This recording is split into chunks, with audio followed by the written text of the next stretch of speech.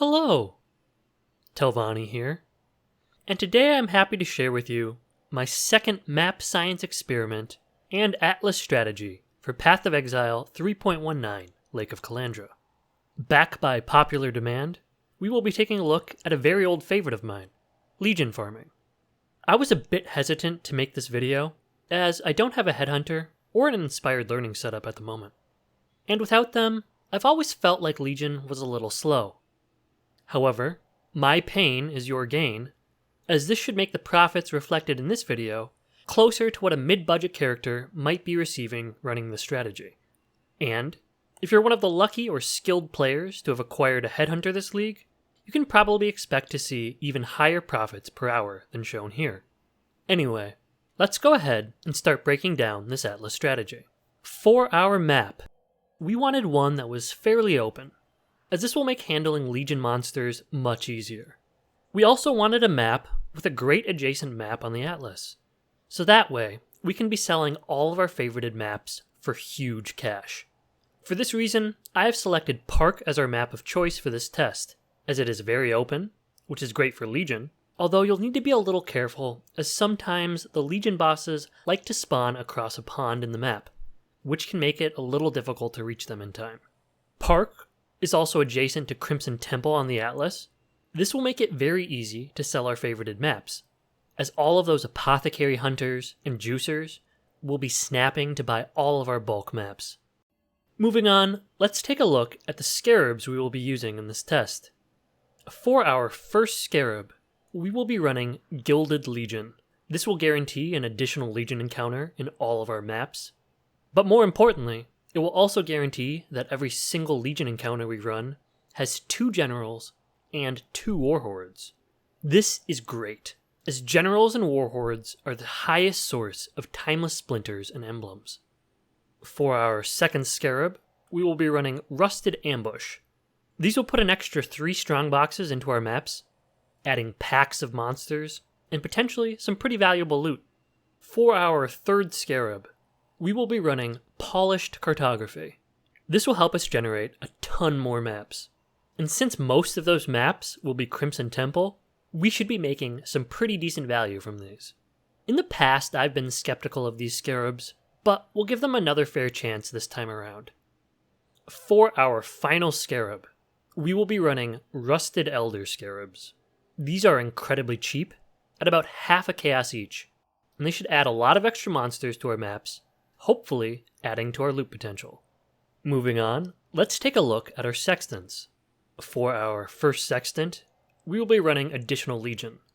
This is incredibly powerful, as it will add a second guaranteed Legion, synergizing incredibly well with our Gilded Scarabs. As again, this Legion will receive all of the benefits from our Scarabs. There is an argument to be made here for also running the duplicated Legion Sextant, and you are more than welcome to give it a try. However, this sextant is very expensive, at around 10 chaos per map, so I have opted to forego running that one this time around. Taking a look at our second sextant, we will be running Corrupted Strongboxes.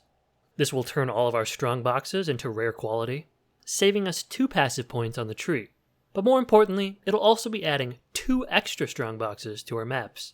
This is incredibly cheap to run, and I expect it to add some decent profits to this test. For our third sextant, we will be running Elevated Essences. This will allow us to oversustain our Remnants of Corruption, as well as adding 2 extra essence monsters to our maps. Finally, we will also be running Elevated Shrine. This is incredibly cheap, costing less than 1 chaos to run per map at the moment.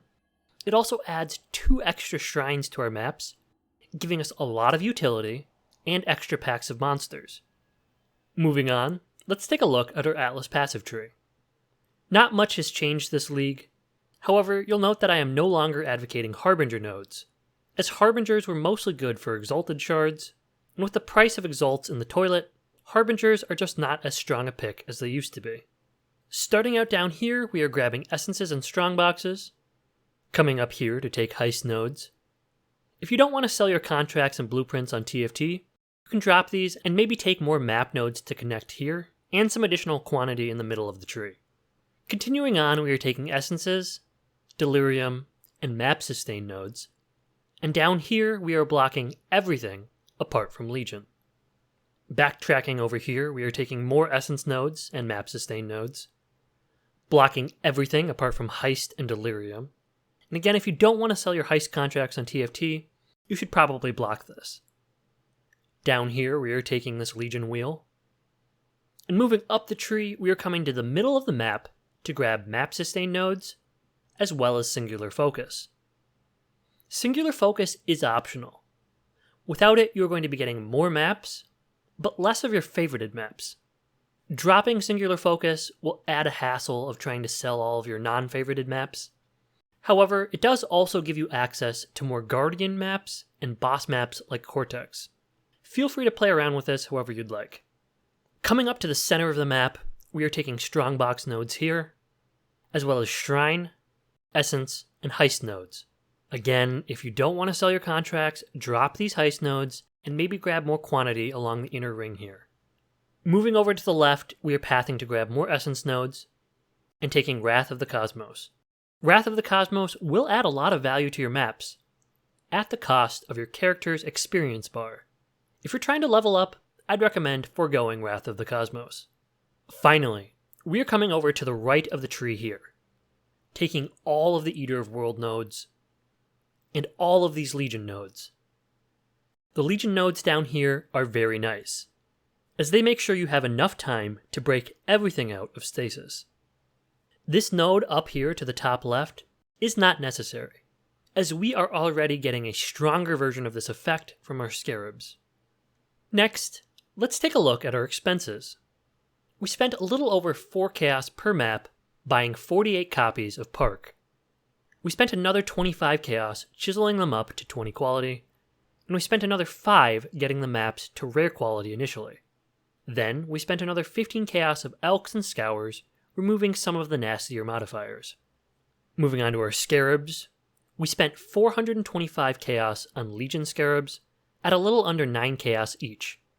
We spent just shy of 3.5 chaos per Rusted Ambush Scarabs, for a total of 165 chaos.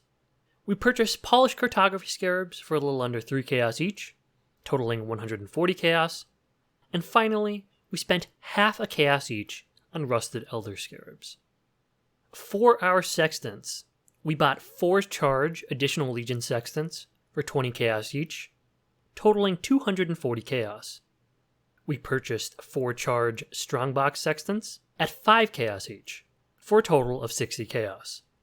Our elevated Essence Sextants were 40 chaos each, for a total of 120 chaos, and our elevated Shrine Sextants were 13 chaos each, clocking in at less than 1 chaos per charge. We will also be spending 288 chaos during this test to run Kirak Legion on the Atlas device, and this brings our total expenses for this test to 1,746 chaos, or around 10.3 Divine Orbs at the current exchange rates. This was a pretty large investment, and while I am confident we will make all of our money back and then some, I'm not exactly sure how much we'll end up raking in per map or per hour. But, as I'm recording this portion of the video, before actually running these maps, we'll have to wait and see. I'm going to get working on blasting these maps, and I'll see you on the flip side. Alright, I am back from running these maps, and there are a few things I should mention. First, I actually decided to pick up an Inspired Learning for this test. I know, I initially said I wouldn't be using one, but I was just about to start running the maps. When my friend Mervin asked me about fitting Inspired Learning into the Lightning Conduit build, I thought on it a little bit further, and I decided to pick one up and do some weird stuff on the tree to make it work. Secondly, I've also squeezed a little bit of Magic Find into the build, as I am a strong believer, even before this patch, that you should always try and fit in as much Magic Find as possible onto your build, so long as you're not sacrificing too much speed or clear potential. So I am running a Venter's Gamble, a Gold Worm, and some rarity from my Elegant Hubris. I've also linked item rarity support to my Orb of Storms, which should be getting the majority of kills, as I have also linked Orb of Storms with Culling Strike. Third, Lightning Conduit is actually amazing for Legion. Your chains and shocks just delete the entire screen. And I was surprisingly happy with how the build performed running Legion.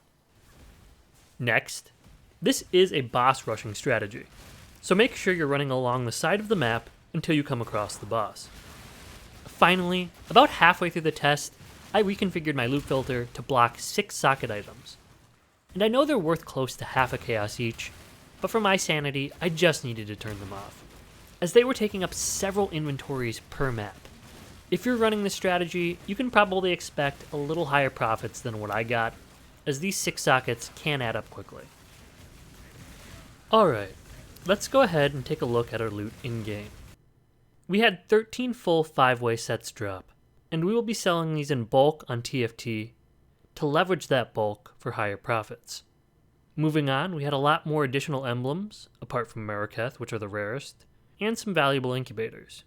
Another thing to note here is that I was chucking on valuable incubators onto my character every chance I got, to help boost our profits from general loot.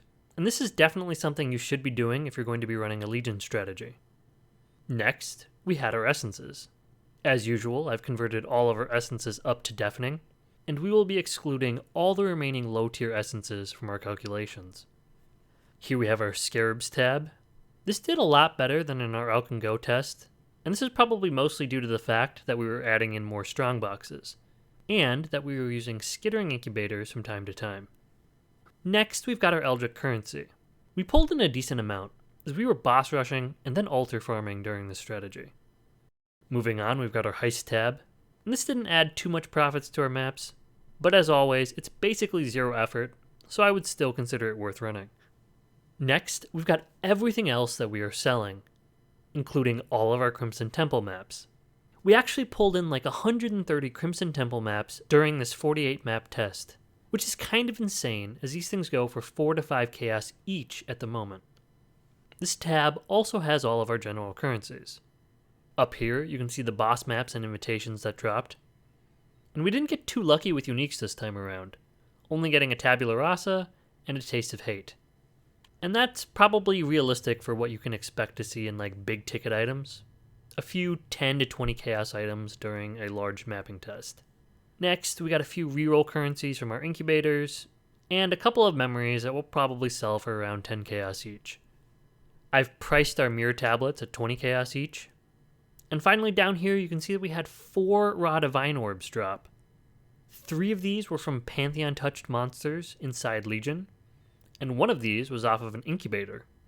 Moving on, we've got our excluded loot tab. This has all of our junk contracts, incubators, and divination cards, as well as some of the low value uniques and fractured items that we picked up. Alright, so now that we know what all we're dealing with, let's take a look at our spreadsheet. We had over 14 divines worth of general loot, and most of this was raw currency. We had close to 8 divines worth of Legion related loot, but keep in mind this is only the emblems and our unused incubators, and this doesn't include drops from our incubators or the added Pantheon monsters that dropped our divine orbs. Delirium brought in only around 50 chaos this time around, which was a little disappointing, but I wasn't really focusing reward tiles when it showed up. Our essences were again a very strong moneymaker, bringing in over 3 divines during this test, and Scarabs brought in close to 3 divines as well, thanks to the boon from our skittering incubators and strongboxes. Our maps were actually one of our highest grossing areas, bringing in over 3.5 divine orbs. Next, Heist was bringing in about 3 chaos per map, which again isn't great, but it is basically only 4 or 5 clicks per map, so it's definitely a keeper for me. Eldritch currency brought in close to 2 divines. And mirror tablets we again valued at around 20 chaos each. In reality, I believe 2 of them will probably sell for less than that, but the other 3 will probably sell for more than that. On average, however, when you get a mirrored tablet and you are min-maxing them, you should probably be able to get at least 20 chaos on average. Alright, so all of this brings our total revenue to 36.5 divine orbs in this 48 map test. And when we factor out our initial expenses of 10.2 divine orbs, we end this test with a total profit of 26.3 divine orbs in 48 maps. This is actually kind of disappointing. as last league we ran a very similar test and received around 46 divines. Granted, we had Sentinel, which was absolutely busted. However, I do think the nerfs to loot in 3.19 really hurt us pretty badly in this test.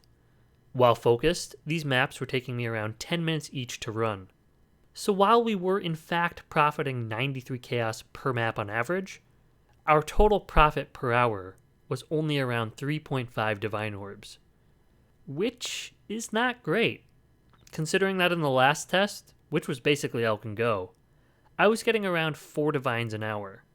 However, your profit per hour here will be heavily varied based upon how many maps you can complete per hour. But from this initial data, I really do think heavily juiced mapping in Path of Exile might be dead for the solo player. However, we'll probably do another test here in the near future, exploring some other strategies that might be less affected. Moving on, let's take a look at some of our league mechanics, so we can figure out what to take away from this mapping test. First off, was a Legion worth running? Well, we profited 7.7 chaos per map running Legion. Again though, this was only factoring in the loot from unused incubators and timeless emblems. Our actual profits from Legion are much higher than this, considering all of the divine orbs that came from Legion, as well as the loot from our incubators. Ballpark number, I'd guess around 30 to 40 chaos profit per map was generated from Legion alone, as the number of rare monsters that it produces gives you a higher chance of winning the Pantheon Touched Lottery for currency. However, running 3 to 4 Legions per map is very time intensive, so you'll need to keep that in mind. Next, was Essence worth running? Well, we already knew from the last test that it would be, and the results in this test are incredibly similar to that of the last one. We made a little under 9 chaos per map running Essences, and if your build can handle it, I'd recommend running it in every strategy, as it takes very little time to do. Finally, was using Cartography Scarabs worth it? We had over 650 chaos worth of maps drop, however Cartography Scarabs only give us 35% more maps. So I'd have to guess that we generated 165 chaos or so worth of maps by using these. Unfortunately, we spent 140 chaos on the Scarabs themselves, so we profited less than 1 chaos per map running Cartography Scarabs. And you might be thinking, oh wait, but you were running Singular Focus, which converts non-favorited maps that drop into currency.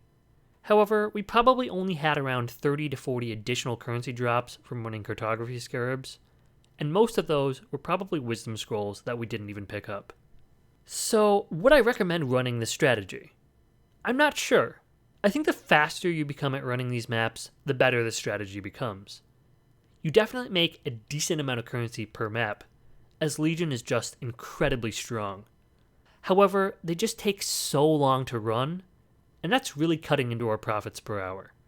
One thing's for sure though, I cannot recommend running Cartography Scarabs, as 0.5 chaos per map is not even worth the time it takes to purchase the Scarabs. Anyway, I hope you found this video helpful, and it was very eye-opening for me personally. Please remember to like and subscribe if you're enjoying my content. And I mean, if you made it to the end of this 15-minute video, it couldn't have been that bad, right? Anyway, thank you for watching, good luck with your league, and I'll see you in the next one.